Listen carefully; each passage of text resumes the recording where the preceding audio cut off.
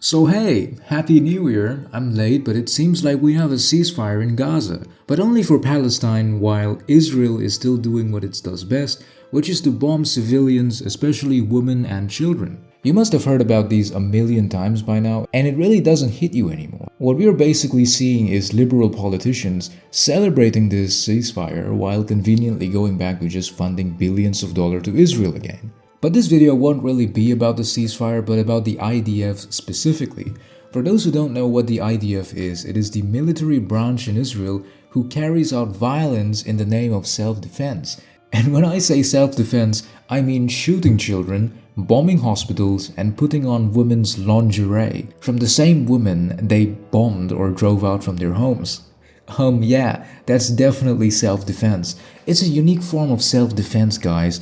It's something special called Israeli self-defense. Israeli self-defense is really special in the sense that some of them include bombing the shit out of children for literally throwing stones to a fully armored Israeli grown man with a tank and guns and running over a Palestinian with a goddamn tractor. Self-defense. Speaking of the IDF, one thing it is known for is the fact that it makes military conscription compulsory for both men and women. We really need to get this notion out of the way that women cannot do horrific things in war. I don't want to turn this into a stupid gender debate as if we don't have one of those already. You can go and watch another Shoe on Head video if you really want to. God, she has really found a way to pander to her 90% male audience. While it is true that women suffer more during times of war than men in general, women are equally capable of committing mass murder and genocide just as men are. A perfect example of this is Abu Ghraib. For those who don't know, I'm going to ruin your day with this one. Abu Ghraib was a prison complex used by the good old Americans to spread democracy in Iraq, says your local US politician. It was used by the Americans under the regime of our favorite neocon George Bush when he invaded Iraq in 2003 because of weapons of mass destruction. God, Americans really are easy to fool. Now, it was not just some random prison or detention center, it illegally held a ton of illegally detained people, right, who were simply just arrested for being in the wrong place and in the wrong time. You could be eating kebab or returning home from praying in the mosque and you would be shoved into a black van. This person is Lindy England, one of the American soldiers who was stationed in Abu Ghraib. Such a jolly face. Yeah, no, she was involved in a series of abuses and torture, including sexual violence against detainees. There's a ton of other photos, but I'm not going to show them here because the video will be demonetized. Now, Lindy was not an isolated incident here. A lot of Americans were involved, including many upper members of the military who basically got away with nothing, right? No punishment, nothing. Lindy also happened to be engaged to this guy, Charles Grainer, and had a child with him. Well, Charles was also a member of the Abu Ghraib prison complex, and yes, he committed the same usual things like torture and sexual violence alongside the love of his life, right? What a truly American family bonding activity. There were no lawyers or court hearings. It was basically illegal under international law. But here's the thing about international laws for you normies out there. Americans always get an exception, don't they? They can invade and kidnap presidents of a sovereign country legally, or at the worst get a little slap on the wrist by European politicians who go back to glazing the American president again, right? And when the Russians do it, they get condemnations and sanctioned by half of the world. I'm not defending Russia, but all I'm saying is that the West makes the rules and decides the exceptions to these said rules. Now, why am I talking about Lindy and Charles and Abu Ghraib when the title is clearly about the IDF in Israel? Well, because it's a perfect example of the fact that you don't need to be a man or a woman to do horrific shit, right? Sometimes you just need to be an American soldier stationed in a third world country where you can do anything that you want, including war crimes. And women are not left out from this. Israel has always emphasized the role young women play in the IDF, long before social media started showing hot IDF women. Yeah, that's a thing. Israel, the great country conscripting all genders and a great place for women unlike the other Arab countries. They care so much about women that they can get education, right? Hold on, other Arab women can also get education. Fine. Women in hot military uniforms firing missiles into civilian houses. No one. We win. Israel. The women's branch in the IDF is basically Lynndie England times 1,000 of her clones. It's just insane to see how insensitive and hideous some of these people can be. I can't wait to be standing in front of our combat soldiers and instructing them on how to protect our civilians. Today is about pride, strength, and resilience as we mark the completion of our training to become infantry instructors in the IDF.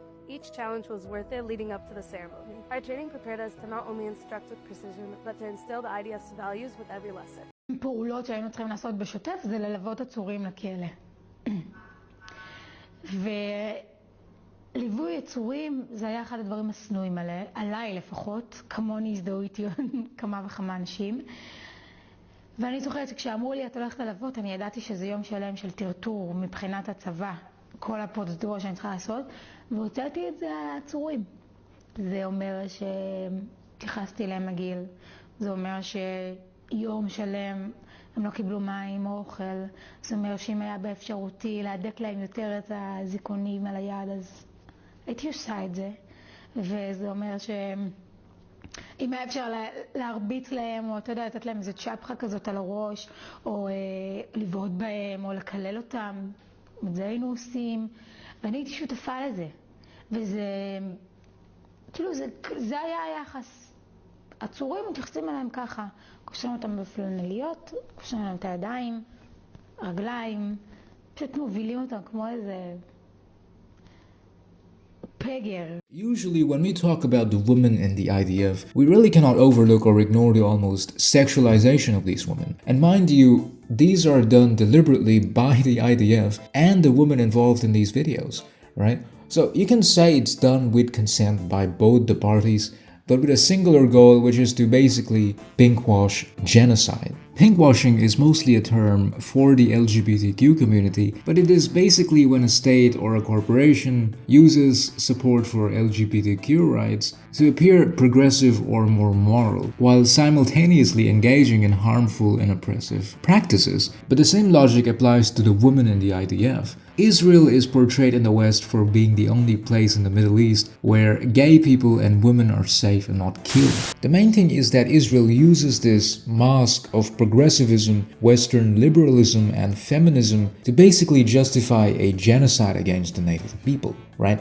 The whole thought process works like this. Look, we have women in bikini and gay clubs, right? Look at Palestine. They hate women because women wear a headscarf. Hence, we have a justification to kill 50,000 people, right? And the worst part is that this logic really works among Western liberals. They think Israel is really threatened by these Arabs around them, ready to take over and enforce the stereotypical Arab culture on them.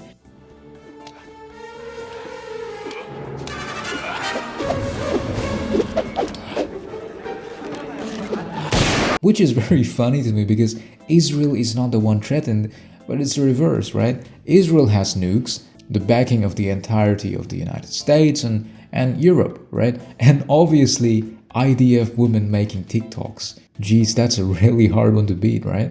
The logic here is really fucking stupid because Israel regularly kills Palestinian women through bombs. Israel does not care about women, at least non-Israeli women. If you are a feminist and support Israel, then you have subconsciously determined that a single Israeli woman is worth more than 10 Palestinian ones.